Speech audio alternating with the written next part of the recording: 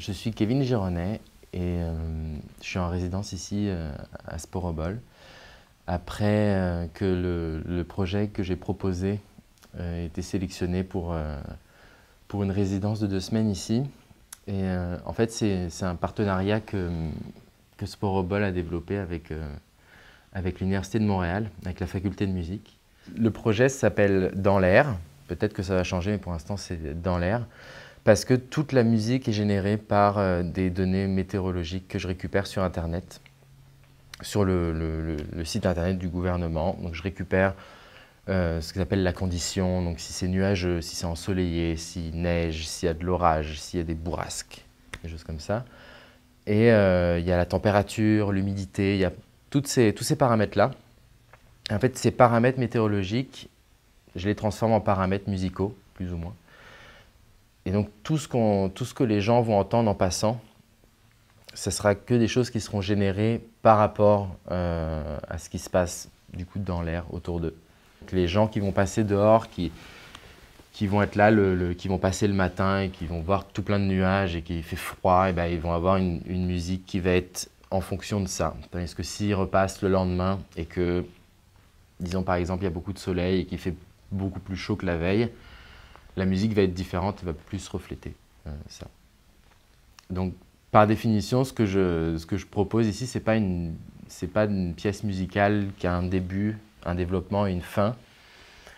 Donc, la temporalité de la musique, c'est plus ça. C'est pas une pièce de concert, c'est pas une pièce dont on passe devant Sporobol et on va se dire, tiens, on arrive à la fin, etc. Et puis on attend que le début recommence. Mais c'est plus une musique qui va, tout comme un tableau va agir sur les gens dans un musée. Les gens vont décider s'ils veulent rester ou s'ils veulent rester 2 heures, pourquoi pas, ou s'ils vont juste passer et juste entendre 10 secondes. La temporalité de la musique est plus proche du tableau, pour le coup, que de la musique de concert. Le contexte de la vitrine sonore est super intéressant et pour moi, je trouve se prête beaucoup plus à ce genre de composition, plutôt que quelque chose de très temporel avec un début et une fin.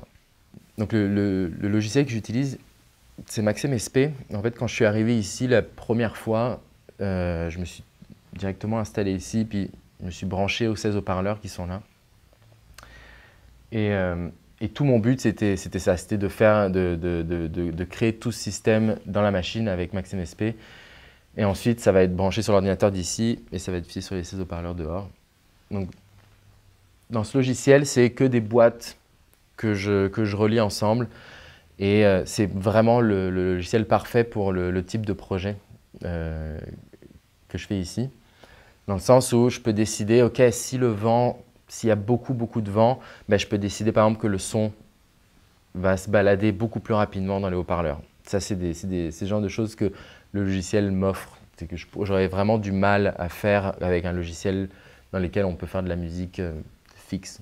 Ce logiciel devient un peu une boîte magique où ce qui rentre dedans, c'est des paramètres de météo et ce qui en ressort, c'est de la musique. Et en fait, dans toute cette boîte magique, c'est que des liens entre des boîtes qui fait que, OK, s'il se passe ceci, il va se passer ça, s'il y a ça, c'est ça qui va se passer, tel paramètre va changer ces autres paramètres-là.